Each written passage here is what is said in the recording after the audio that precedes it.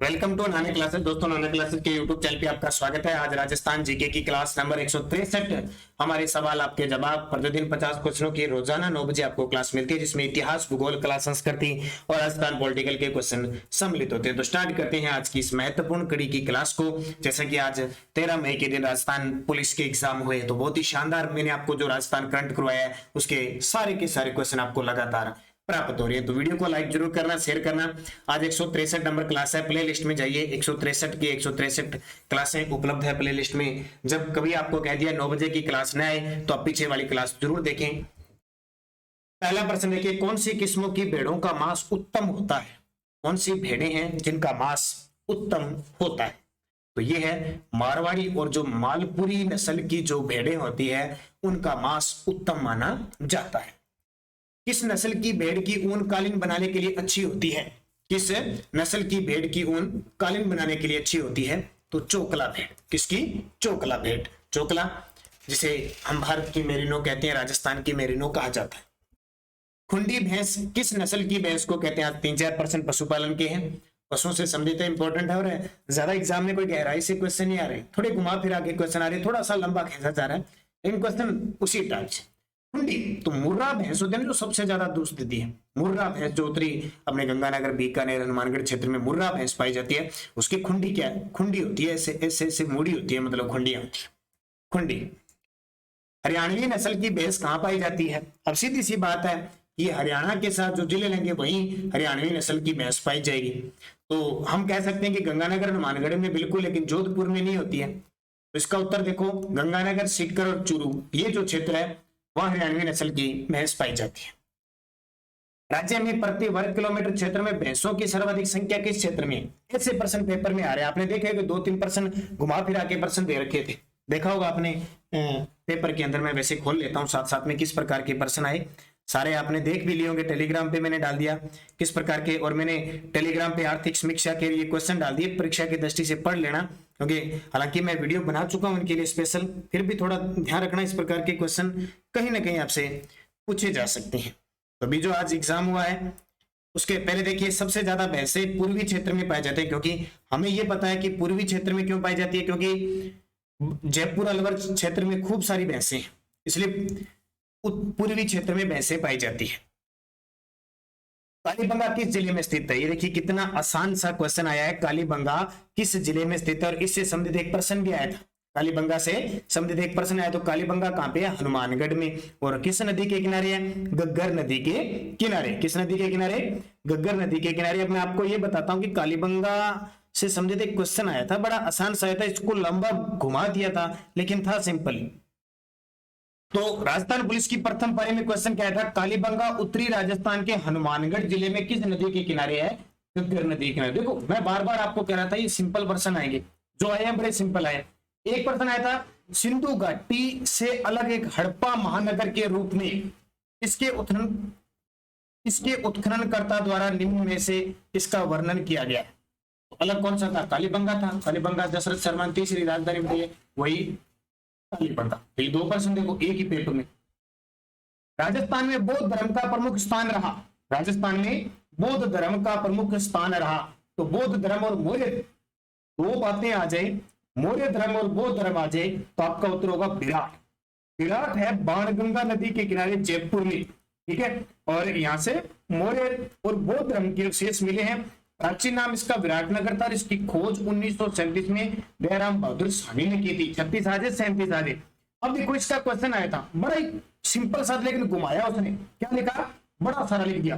बिज्जक की पहाड़ी मौर्यकालीन स्तूप चैत्य का एक खंडर है, जिसका निर्माण बारी बारी से लकड़ी के 26 स्तंभों तथा ईंट के चूने के पत्थर से प्लास्टर किए हुए पैनलों से हुआ है। यह कहां स्थित है? विराट में। ऐसा प्रश्न है। तो जैसे ये आपकी 13 से लेकर 16 तक एग्जाम चलेंगे, उसमें फिर मैं टोटल निकालूंगा राजस्थान जीके के कौन से क्वेश्चन आए, वो आपको अलग वीडियो दूंगा, और राजस्थान करंट अफेयर्स के कौन से क्वेश्चन आए, दोनों के दोनों में आपको अलग से स्पेशल वीडियो दूंगा पूरी डिटेल के साथ। गणेश्वर सभ्यता का संबंध किस नदी से है? तो ऐसे प्रश्न आपको मिलेंगे। तो कांतली नदी से है। गणेश्वर सभ्यता सीकर में है, कांतली नदी के किनारे। ताम्रयुगीन सभ्यता की जननी कहते हैं। कालीबंगा सभ्यता के लोग किस लिपि का प्रयोग करते थे? तो कालीबंगा सिंधु सभ्यता की समकालीन थी और उसी से अवशेष है, तो सेंधव लिपि थी। इस सेंधव लिपि का मतलब होता है भावचित्रात्मक लिपि थी, जो बाएं आपके दाएं से बाएं की ओर लिखी जाती थी। भीलवाड़ा जिले में कोठारी नदी के पास किस कस्बे के टीले के उत्खनन से मध्य पाषाणकालीन संस्कृति की जानकारी मिलती है?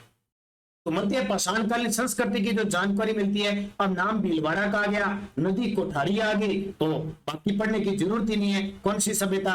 बागोर सभ्यता। बालाथल उदयपुर में, विराट जयपुर में, आहड़ उदयपुर में। कालीबंगा सभ्यता का उत्खनन किसके निर्देशन में हुआ? कालीबंगा उत्खनन और खोजकर्ता में अंतर है। खोज की थी अमलानंद घोष ने, उत्खनन किया था बीबी लाल और बीके थापर ने। महत्वपूर्ण पुरातात्विक स्थल बागोर कहां स्थित है? सिंपल से प्रश्न आपको ज्यादा पढ़ने, और भी कई क्वेश्चन आए थे। बागोर कहां पे है? बागोर भीलवाड़ा में, कोठारी नदी के किनारे। आहड़ सभ्यता को एक विशेष सभ्यता माना जाता है, जो है सभ्यता किस प्रकार की है? आपको पता है आहड़ सभ्यता उदयपुर की तरह विशेष पूछा जाता है। कौन सी नदी है? बेड़च नदी के किनारे है। इसको अघाटपुर और धूलकोट के नाम से भी जाना जाता है। ये ताम्रयुगीन सभ्यता है, क्योंकि इसको ताम्र नगरी कहते हैं। विराट किस जिले में? बड़े सिंपल से, 1-2 दिन में क्वेश्चन सिंपल से दे रहा हूं। विराट जयपुर में है, पूरी डिटेल बता दी। बिज्जर की पहाड़ी, भीम डूंगरी, गणेश डूंगरी, ये सारी विराट के अंदर है।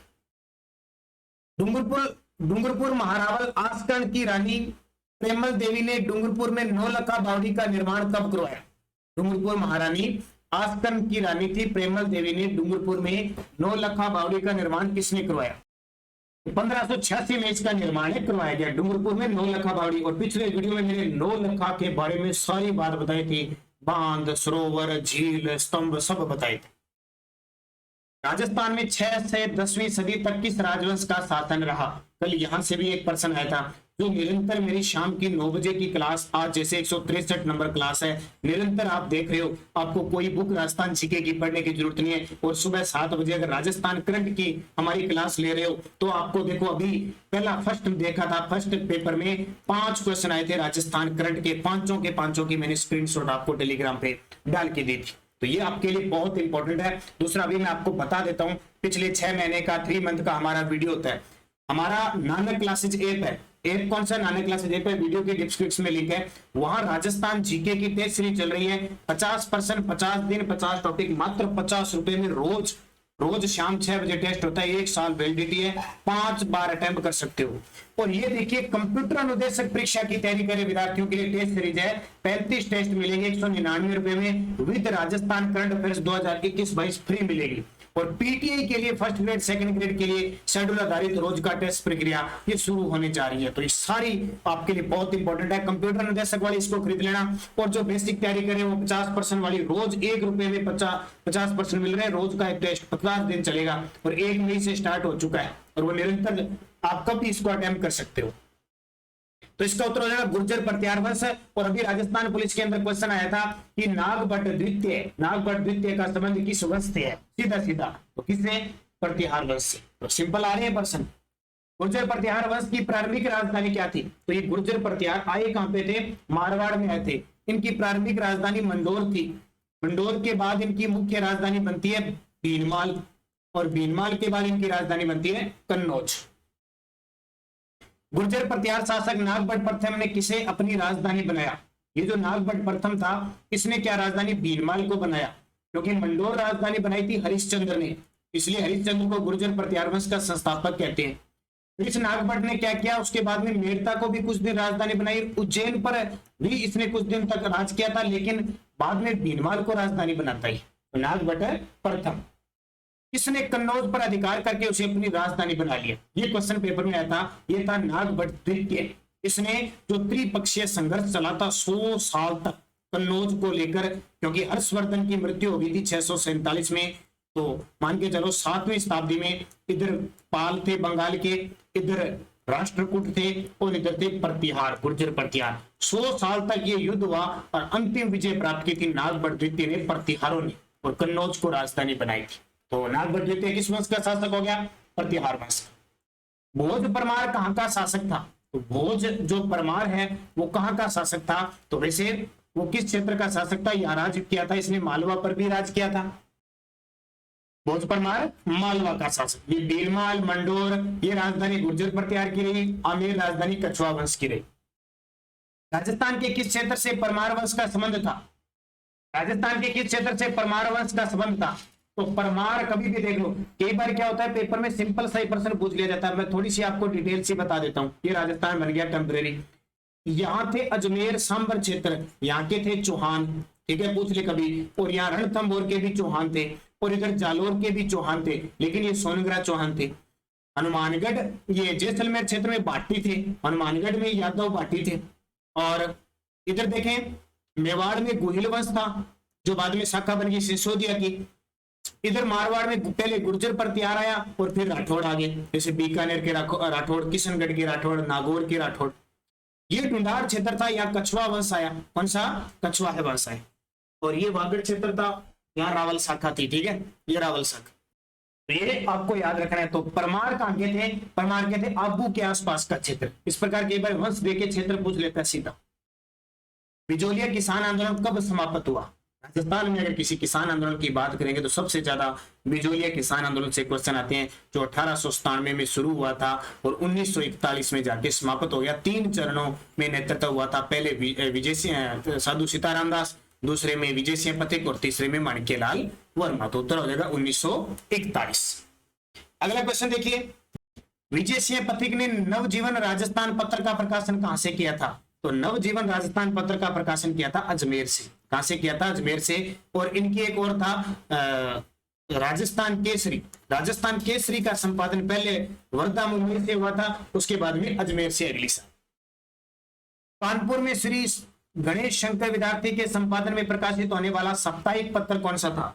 कानपुर में श्री गणेश शंकर विद्यार्थी के संपादन में प्रकाशित होने वाला साप्ताहिक पत्र कौन सा था? तो इसका उत्तर हो जाएगा प्रताप। ये कानपुर से प्रकाशित करते थे और ये बहुत बार पिछला फर्स्ट ग्रेड हुआ था जनवरी 2020 में। वहां एक क्वेश्चन आया था कि बिजोलिया किसान आंदोलन का राष्ट्रीय स्तर पर प्रकाशन हुआ वो किस समाचार पत्र में था? प्रताप। किसने लिखा? प्रताप गणेश शंकर विद्यार्थी ने कानपुर से प्रकाशित किया था। और ये विजय सिंह पथिक के कहने पर इन्होंने ये न्यूज डाली थी।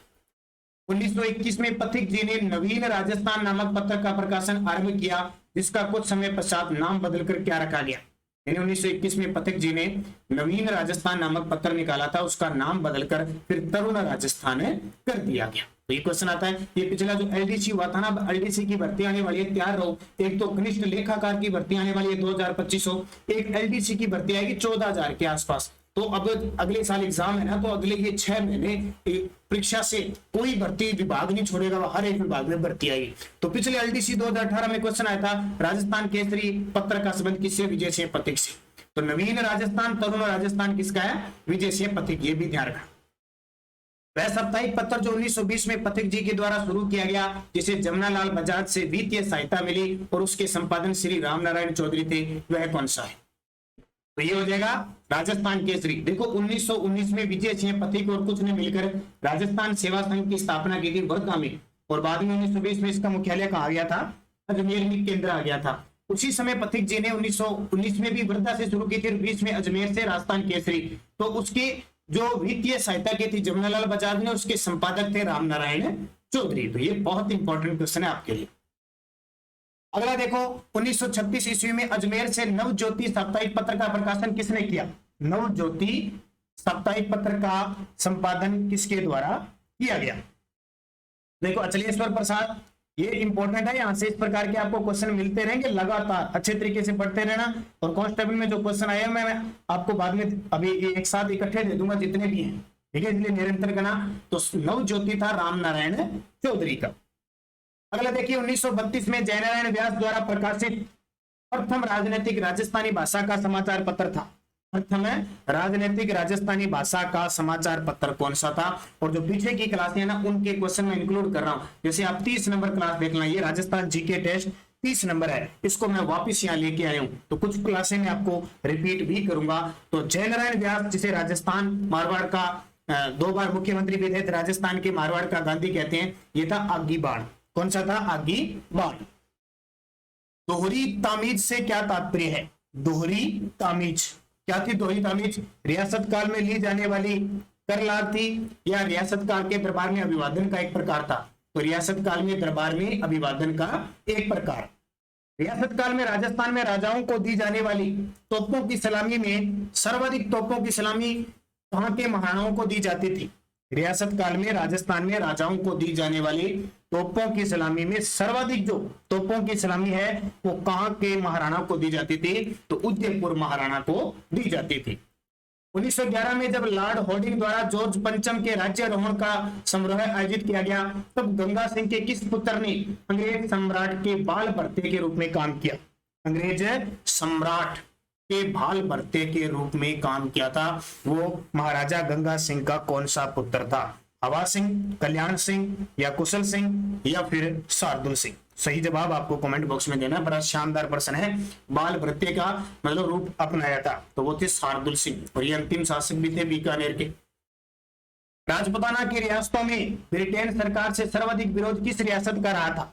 यानी राजपूतानों की सभी रियासतों में ब्रिटेन सरकार का सबसे ज्यादा विरोध किस रियासत के द्वारा किया गया? तो वो मेवाड़ के द्वारा किया गया। राजा मालदेव द्वारा बनाए गए स्वरूप सागर तालाब को अन्य किस नाम से जाना जाता है? ये मारवाड़ के राजा मालदेव आए थे, उनके द्वारा स्वरूप सागर तालाब बनाया गया था, उसको कहते हैं बहुजी का तालाब। क्या कहते हैं? बहुजी का तालाब। अजमेर के किस चौहान शासक ने वृद्धावस्था के निकट राजपाट त्याग कर संन्यास ग्रहण कर तपस्या की थी? तो वो आते हैं कौन? अजयपाल या इन्हीं को कहते हैं अजयराज। अजयपाल या अजयराज भी इनका नाम आता है। ये अपनी राजपाट खोलकर छोड़ देते हैं गद्दी और अपने पुत्र अरुणोराज को गद्दी दे देते हैं। किसको? अरुणोराज को देते हैं। राजस्थान में शासन सचिवालय स्थित है। राजस्थान में शासन सचिवालय स्थित है तो ये सभी जानते हैं जयपुर के अंदर स्थित है, जिसकी स्थापना 1949 को हुई थी। इसका प्रशासनिक प्रमुख मुख्य सचिव होता है और राजनीतिक प्रमुख कौन होता है? मुख्यमंत्री होता है। राजस्व मंडल का प्रधान कार्यालय कहाँ स्थित है? देखो लगभग अपने जो कार्यालय आएंगे ना वो जयपुर आएंगे, लेकिन कुछ एक मंडल है जिनके कुछ कार्यालय अजमेर भी है। जैसे आरपीएससी का मुख्यालय कहाँ पे है? अजमेर के अंदर है। राजस्व मंडल का जो मुख्यालय है वो कहाँ पे? अजमेर के अंदर है। केंद्र से अलग से पंचायत विभाग की स्थापना कब हुई? केंद्र में अलग से पंचायत विभाग की स्थापना कब हुई? केंद्र में अलग से पंचायत विभाग की स्थापना 22 सितंबर 1921 को हुआ था। और एक क्वेश्चन यहां से भी पेपर में आया था, अभी पंचायती राज से भी आया था।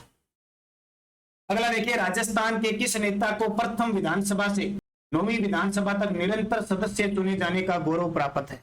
यानी पहली विधानसभा से लेकर 9वीं विधानसभा तक निरंतर सदस्य चुने गए थे हरिदेव जोशी, यानी 10 बार विधायक बने थे, इसलिए राजस्थान का चाणक्य कहते हैं, और 3 बार मुख्यमंत्री बने थे। राजस्थान के पूर्वी अंचल में स्थित चंबल व पार्वती नदियों की गोद में बसा हुआ धौलपुर किस दिनांक को राज्य का 27वां जिला बना? वह अपनी भौगोलिक, ऐतिहासिक, धार्मिक और सामयिक विशेषताओं के कारण राजस्थान का सबसे छोटा जिला होते हुए भी विश्व प्रसिद्ध है। तो कब बना? आपको पता है 27वां जिला 1982 को बना था, लेकिन कितने तारीख को बना था? 15 अप्रैल 1982। हनुमानगढ़ जिला किस दिनांक को गंगानगर जिले से अलग बनाया गया? देखो हनुमानगढ़ जिला राजस्थान का 31वां जिला है और ये 1994 में बना था। कितने 94 को? अब ऑप्शन आपको पेपर में से मिलेंगे, इसलिए पूरा फिक्स याद रखना है 12 जुलाई 1994 को। तो लास्ट बार, उसके बाद में करौली बना 1997 को, 19 जुलाई 1997 को, और प्रतापगढ़ बना 26 जनवरी 2008 को। करौली जिला किस दिनांक को सवाईमाधोपुर जिले से बनाया गया? तो कब बनाया करौली जिला? 32वां जिला था 1997। अब देखो आपके सामने ऑप्शन, ये जेल प्रेरी 2017 के पेपर में आया हुआ है, तो इसका सही जवाब हो जाएगा 19 जुलाई 1997। डूंगर जी व जवाहर जी किस जिले के रहने वाले थे? बड़ा ही सिंपल सा प्रश्न है। और ये जो हमारी टेस्ट सीरीज चल रही है ना, इसमें एक प्रकार की पूरी, और कंप्यूटर अनुदेशक परीक्षा की टेस्ट सीरीज में तो स्पेशल ये काम किया जा रहा है। क्या स्पेशल काम किया जा रहा है? इसमें आपको पूरा सोल्यूशन दिया जा रहा है, प्रश्न के नीचे तथ्य भी दिया जा रहा है। कंप्यूटर अनुदेशक, क्योंकि इसमें सेकंड पेपर के ज्यादा कंप्यूटर के ज्यादा नॉलेजगार होते हैं, तो उन्हें फर्स्ट पेपर के लिए हम राजस्थान जीके दे रहे हैं, तो इसका फायदा आप जरूर उठाइए। बाकी ये टेस्ट ये चल रही है। तो डूंगर जी जवाहर जी कहाँ के रहने वाले थे? सिक्कर के थे, और ये धनवान लोगों से धन लूटकर और गरीबों में बांटते थे। बलजी गुरजी भी इनके कहते हैं चाचा भतीजा थे। पर्चा बावड़ी स्थित है। पर्चा बावड़ी आपको पता है कहाँ पे होगी? पर्चा बावड़ी तो रामदेवरा के अंदर, और रामदेवरा कहाँ पे है? जैसलमेर के अंदर है। आपने देखा भी होगा जब भी रामदेवरा जैसलमेर आप रामदेव जी के मंदिर में गए हो तो वहां पे आपने एक बावड़ी देखी होगी जिसका नाम है परचा बावड़ी। किसने लाचा गुजरी की गाय मेर के मेणाओं से छुड़ाने के लिए अपने जीवन की आहुति लगा दी थी? मेर के मेणाओं से छुड़ाने के लिए अपने जीवन की आहुति लगा दी। ये बड़ा शानदार क्वेश्चन है, एग्जाम में आपसे पूछा जाता है। तो वो तेजा जी, और तेजा जी आपको पता है पंचपीर में शामिल नहीं है। इनको नाग देवता ने सेंद्रिया में डसा था और इनकी मृत्यु सुरसुरा के अंदर हुई थी। इनका मेला लगता है पर्वतसर नागौर में। काला व बाला और कृषि कार्यों के उपकारक देवता किसे माना जाता है? तो काला व बाला कृषि कार्यों के उपकारक देवता भी तेजा जी को कहा जाता है। किसको? तेजा जी महाराज को। अगला क्वेश्चन देखिए, चेचक की देवी सेडल माता महामाई के नाम से प्रसिद्ध लोक देवी है। चेचक की देवी कहते हैं, सेडल माता कहते हैं, महामाई के नाम से जो पुकारी जाती है उसको कहते हैं शीतला माता। कौन सी माता? शीतला माता, जिसका चैत्र कृष्ण अष्टमी को मेला लगता है। कहां पे? तो सील की डुंगरी चाकसू जयपुर में। वह एकमात्र मंदिर जहां देवी की पीठ का श्रृंगार व पूजा होती है। वह एकमात्र मंदिर जहां देवी की पीठ के श्रृंगार करके उसकी पूजा होती है तो माता ब्राह्मणी माता का मेला जो सोरसेन 12 के अंदर लगता है। त्रिपुरा सुंदरी का मंदिर कहां लगता है? तो तलवाड़ा बांसवाड़ा के अंदर। करणी माता का देशनोक बीकानेर में भी है और एक इच्छापूर्ण करणी माता उदयपुर के अंदर है। सोनारी देवी का मंदिर बीकानेर में है। मूड से पीड़ित व्यक्ति के इलाज के लिए किस देवी की पूजा की जाती है? तो मूड से पीड़ित व्यक्ति के इलाज के लिए बधाना माता, जो कोटा के शासकों की कुल देवी है, कोटा की है बधाना माता। राजस्थान का वह पवित्र स्थल जहां धार्मिक मान्यताओं के अनुसार तेजा जी को सांप ने डसा था, सांप ने काटा था, वो मैंने स्थान बता दिया आपको। सेंद्रिया अजमेर के अंदर नाग देवता ने डसा था, सांप ने डसा था और इनकी सुरसुरा के अंदर मृत्यु हुई। इनकी जो खबर है वो इनकी घोड़ी लीलन ने इनकी पत्नी पेमल को दी, यानी मृत्यु का समाचार दिया था। राजस्थानी भाषा में पवाड़ा क्या होता है? राजस्थानी भाषा में पवाड़ा का अर्थ क्या है? पवाड़ा कहते हैं ना, पवाड़ा पै गया। अब यहां पवाड़ा देखो क्या है, पवाड़ा का अर्थ क्या है? तो देखिए, एक लोकगीत है, एक लोक नृत्य है, ये एक लोक नाट्य है, या फिर किसी लोक देवता की प्रशस्ति की लोक कथाएं है। इसका सही जवाब क्या हो जाएगा? इसका सही जवाब हो जाएगा किसी लोक देवता की प्रशस्ति की लोक गाथाएं जो होती है वो पवाड़ा होता है।